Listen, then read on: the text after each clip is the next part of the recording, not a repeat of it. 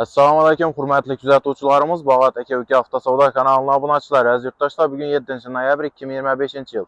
Savdamız Matiz avtomobili oldu. 2008 yılda işləb çıxarılan metan qaz yumşaq balon çixol polikləri qoyulan təyyar halətdəki maşınımızı üzərimizi Bağatdan gələn sabır və yatağımıza nağd pula 24 milyon 500 min soma verdik. Ata, razı mısınız?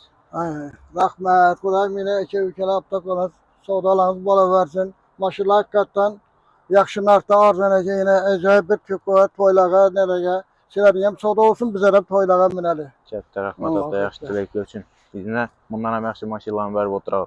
Dostlar, güzətəm satqan maşınımız 2008 yılda işləb çıxarılan maşınımıza yumşaq balon, metan qaz, çixol polikləri qoyulan təyyar halətdə dostlar.